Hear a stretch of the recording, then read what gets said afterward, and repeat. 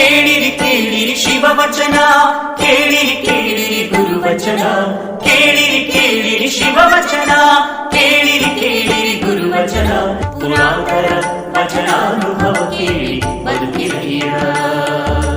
ಕೇಳಿದ ಸದ್ಭಕ್ತರೆಲ್ಲರೂ ಕೃತಾರ್ಥರಪ್ಪರು. ತನು ಕರಗಿ ಮನ ಕೊರಗಿ ಭಾವ ಬೆಚ್ಚದು. ತನು ಕರಗಿ ಮನ ಕೊರಗಿ ಭಾವ ಬೆಚ್ಚದು. ಅಹಂಕಾರ ಬಳಿದು ಶರಣರ ಅನುಭಾವವ ಕೇಳಿದಡೆ. ಅಹಂಕಾರ ಬಳಿದು ಶರಣರ ಅನುಭಾವವ ಕೇಳಿದಡೆ. ಅದೇ ಮುಕ್ತಿ ನೋಡಿರಿ, ಅದೇ ಮುಕ್ತಿ ನೋಡಿರಿ, ಅದೇ ಮುಕ್ತಿ ನೋಡಿರಿ, ಅದೇ ಮುಕ್ತಿ ನೋಡಿರಿ. ಇಂತಲ್ಲದೆ ಮನೋವ್ಯಾಕುಲರಾಗಿ ತನ್ನುಟ್ಟಿ ಕೇಳಿದಳಿ. ಇಂತಲ್ಲದೆ ಮನೋವ್ಯಾಕುಲರಾಗಿ ತನ್ನುಟ್ಟಿ ಕೇಳಿದಳಿ. ಉಪದೇಶವೆಂತು ಸಲುದಯ್ಯ ಎತ್ತಳವಡುವುದಯ್ಯ. ಉಪದೇಶವೆಂತು ಸಲುದಯ್ಯ ಎತ್ತಳವಡುವುದಯ್ಯ. ಮಹಾಲಿಂಗ ಕಲ್ಲೇಶ್ವರ, ಮಹಾಲಿಂಗ ಕಲ್ಲೇಶ್ವರ ಗುರುವಚನ ಪರಾಮುಖಂಗೆ. ಗುರುವಚನ ಪರಾಮುಖಂಗೆ. ಎಂದೆಂದು ಭವಲಿಂಗರು ನೋಡ, ಎಂದೆಂದು ಭವಲಿಂಗರು ನೋಡ, ಎಂದೆಂದು ಭವಲಿಂಗರು ನೋಡ, ಎಂದೆಂದು ಭವಲಿಂಗರು ನೋಡ, ಎಂದೆಂದು ಭವಲಿಂಗರು ನೋಡ, ಎಂದೆಂದು ಭವಲಿಂಗರು ನೋಡ.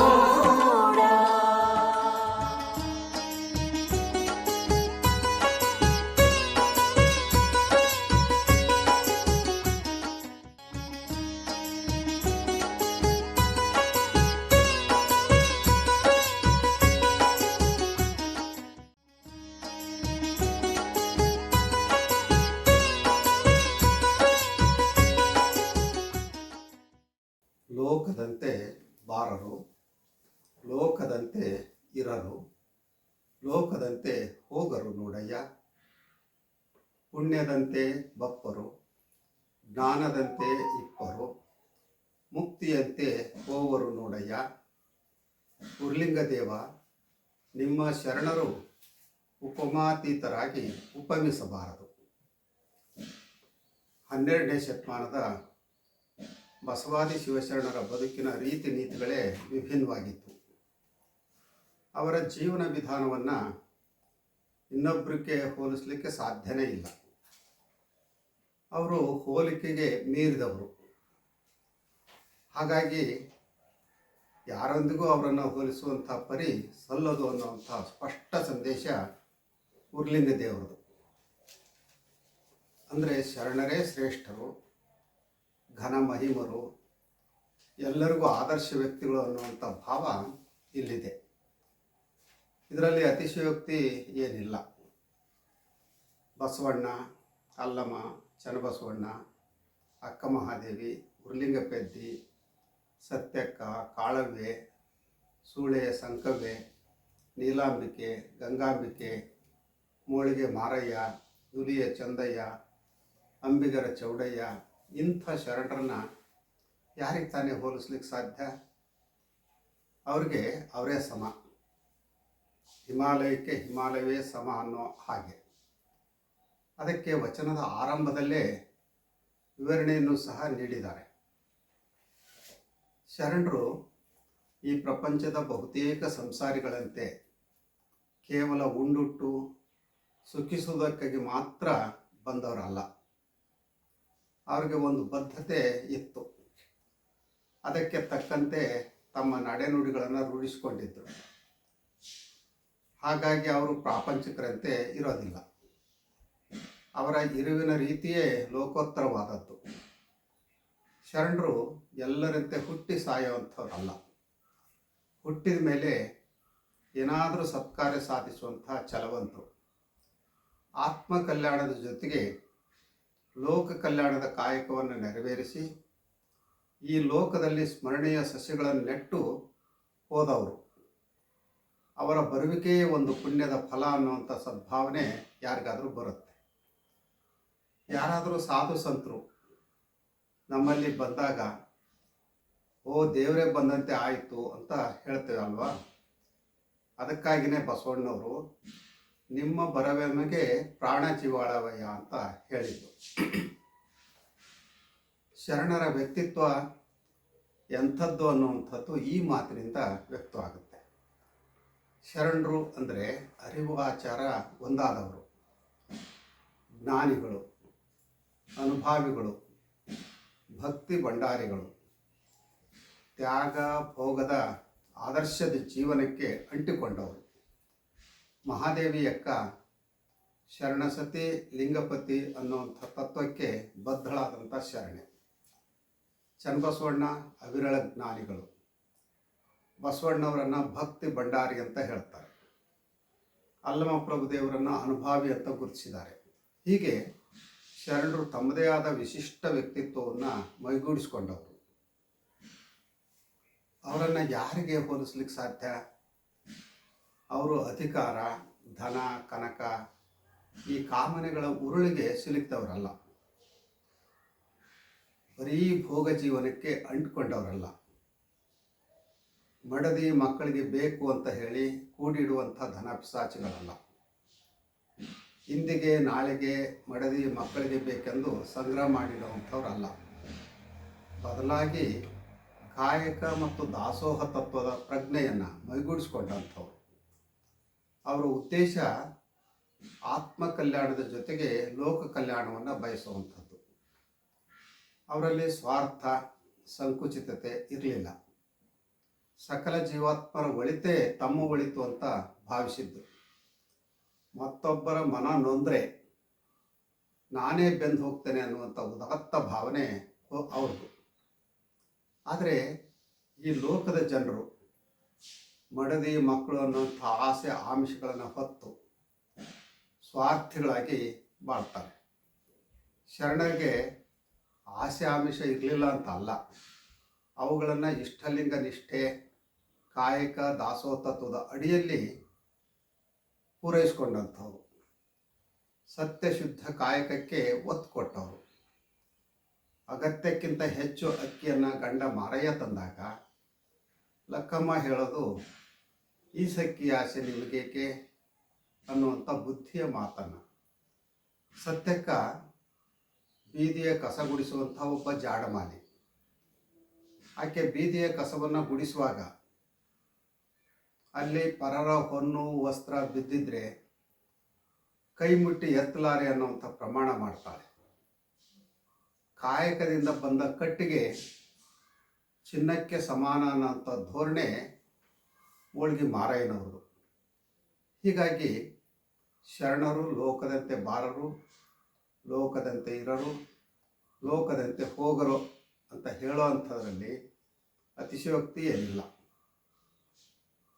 ಅವರು ಈ ಲೋಕವನ್ನು ಬಿಟ್ಟು ಹೋಗಲು ಅಥವಾ ಈ ಲೋಕದಿಂದ ದೂರ ಆಗಲಿಕ್ಕೆ ಚಿಂತೆ ಮಾಡಿದವರಲ್ಲ.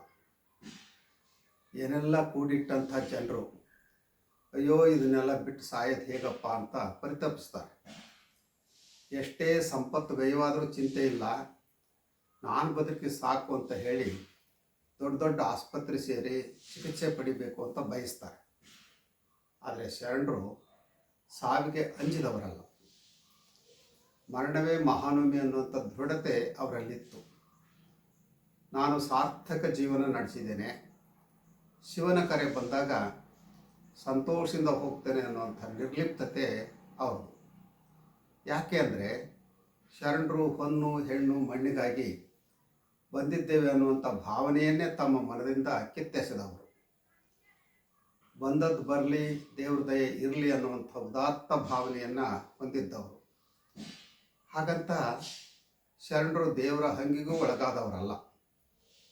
ಮಾದಾರ ಧೂಳಯ್ಯ ನನ್ನ ಕಾಯಕಕ್ಕೆ ಅಡ್ಡಿಯನ್ನು ಉಂಟು ಮಾಡಬೇಡ ಅಂತ ಹೇಳಿ ದೇವರಿಗೇನೆ ಬುದ್ಧಿ ಹೇಳ್ತಾರೆ. ಲದ್ದೆಯ ಸೋಮಯ್ಯ ರೋಗ ಬಂದರೆ ದೇವರೇ ನನ್ನ ಈ ರೋಗವನ್ನು ವಾಸಿ ಮಾಡುವಂಥ ಕೈ ಮುಗಿದು ಪ್ರಾರ್ಥಿಸಿದವರಲ್ಲ. ಅದಕ್ಕೆ ಆ ದೇವರು ಹಂಗೆ ಯಾಕೆ ಅಂತ ಪ್ರಶ್ನೆ ಮಾಡ್ತಾರೆ. ಶರಣರ ಬದುಕಿನ ವಿಧಾನವೇ ವಿಶಿಷ್ಟವಾದದ್ದು. ಹಾಗಾಗಿ ಅವರನ್ನು ಇನ್ನೊಬ್ಬರ ಜೊತೆಗೆ ಹೋಲಿಸಲಿಕ್ಕೆ ಸಾಧ್ಯ ಇಲ್ಲ, ಹೋಲಿಸಬಾರದು. ಇದು ಉರ್ಲಿಂಗ ದೇವರ ಅಭಿಪ್ರಾಯ. ಅವರು ಇಂಥ ವಚನ ಹೇಳಲಿಕ್ಕೆ ಬಹುಶಃ ಅವರ ಶಿಷ್ಯ ಉರ್ಲಿಂಗ ಪೆದ್ದಿಯ ಬದುಕಿನ ವಿಧಾನವೇ ಪ್ರೇರಣೆ ಆಗಿರಬಹುದು. ಒಟ್ಟಾರೆ ಮನುಷ್ಯ ಈ ಲೋಕಕ್ಕೆ ಬಂದದ್ದು ಸಾರ್ಥಕ ಆಗಬೇಕು ಅಂದರೆ ಶರಣರಂತೆ ಬಾಳಬೇಕು.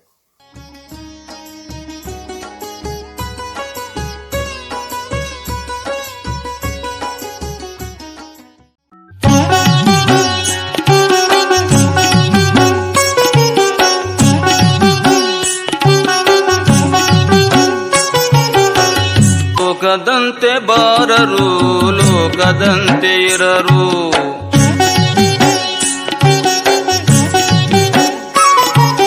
ಲೋಕದಂತೆ ಬಾರರು ಲೋಕದಂತೆ ಇರರು, ಲೋಕದಂತೆ ಬಾರರು ಲೋಕದಂತೆ ಇರರು, ಲೋಕದಂತೆ ಹೋಗರು ನೋಡೆಯ, ಲೋಕದಂತೆ ಹೋಗರು ನೋಡೆಯ.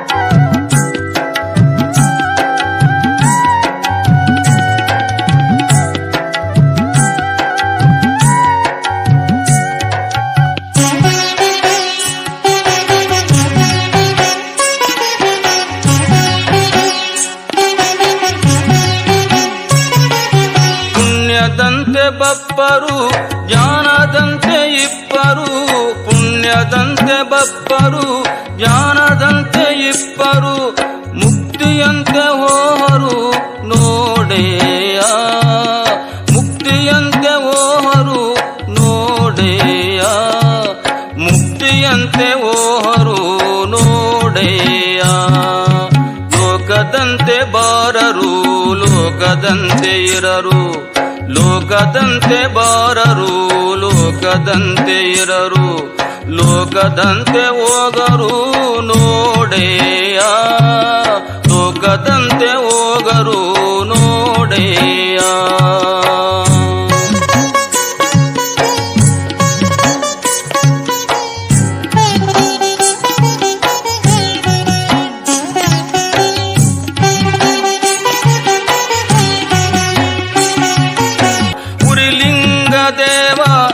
ನಿಮ್ಮ ಶರಣರು ಉಪಮಾತೀತರಾಗಿ ಉಪಮಿಸಬಾರದು, ಉಪಮಾತೀತರಾಗಿ ಉಪಮಿಸಬಾರದು, ಲೋಕದಂತೆ ಬಾರರು ಲೋಕದಂತೆ ಇರರು, ಲೋಕದಂತೆ ಬಾರರು ಲೋಕದಂತೆ ಇರರು, ಲೋಕದಂತೆ ಹೋಗರು ನೋಡೆಯ, ಲೋಕದಂತೆ ಹೋಗರು ನೋಡೆಯ.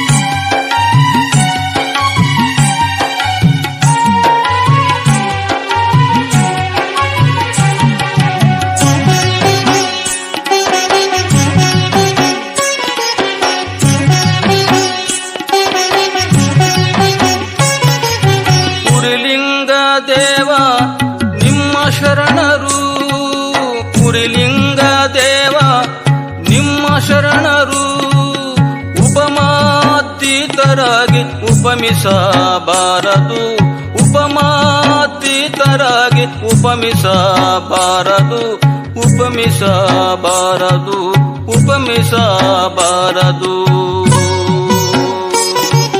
ಲೋಕದಂತೆ ಬಾರರು ಲೋಕದಂತೆ ಇರರು, ಲೋಕದಂತೆ ಬಾರರು ಲೋಕದಂತೆ ಇರರು, ಲೋಕದಂತೆ ಹೋಗರು ನೋಡೆಯ, ಲೋಕದಂತೆ ಹೋಗರು ನೋಡೆಯ, ಲೋಕದಂತೆ ಹೋಗರು ನೋಡೆಯ, ಲೋಕದಂತೆ ಹೋಗರು ನೋಡೆಯ.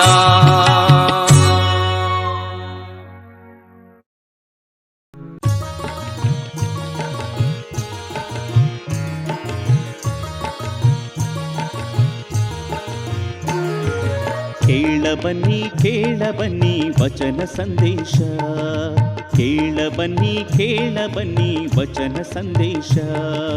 ಬಸವಾದಿ ಶರಣರ ಜೀವನ ಸಂದೇಶ, ಬಸವಾದಿ ಶರಣರ ಜೀವನ ಸಂದೇಶ.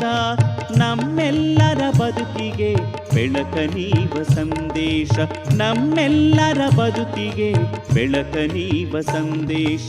ಅನುಭಾವಿಗಳ ಅನುಭಾವದ ಸಂದೇಶ, ಅನುಭಾವಿಗಳ ಅನುಭಾವದ ಸಂದೇಶ, ಅನುಭಾವಿಗಳ ಅನುಭಾವದ ಸಂದೇಶ, ಅನುಭಾವಿಗಳ ಅನುಭಾವದ ಸಂದೇಶ.